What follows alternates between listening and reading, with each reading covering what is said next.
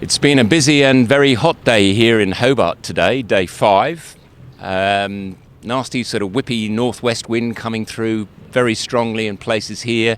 Some fairly ominous looking bushfire cloud to the north of the city as well. We now have 140 boats berthed here in Constitution Dock. There's only 14 boats now left at sea, struggling up against the river against this pretty full-on breeze as well.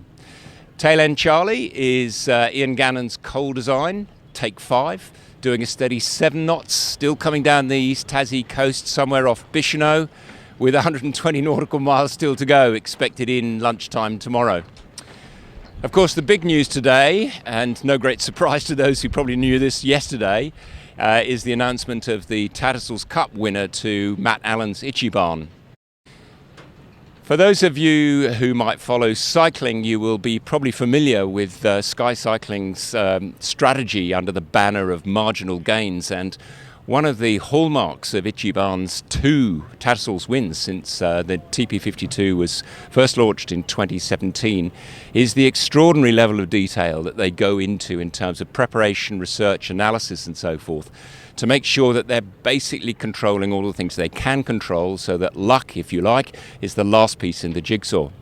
And you'll see a couple of videos which we'll put up. One, a discussion with Matt Allen about the nature of that preparation. The other one with Will Oxley, the navigator, about preparation, but also about sales as well, and how they work on polars there. Those are really interesting. And also, probably very tellingly and slightly alarmingly from Will Oxley, we asked him about general climate trends and bushfires and how they change climate forecasting, and that's worth a watch. It's a short video, but it's pretty revealing. So that's all of the top end of the fleet. One of the criticisms often levelled at media in this race is that the great bulk of the people coming into Hobart, the smaller boats and so forth, don't get quite enough attention.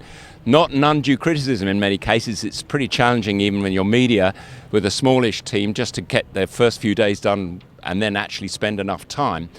We will endeavour to get a few interviews from the rest of the fleet, those that aren't too worried about division wins but still have great stories to tell about their race south. Some of that is changing for the better, it has to be said. It's been really good to see drones down here. We've been flying one, colleagues of ours are flying them and catching the second half of the fleet as they come in, so at least there's some imagery of the boats beyond the Supermaxis and the Tattersalls Cup winner. So all of those changes perhaps are good. We're here for the final day tomorrow. We'll bring you a few more interviews, and we'll give you the final wrap on the whole of the 75th Sydney Hobart then. See you then.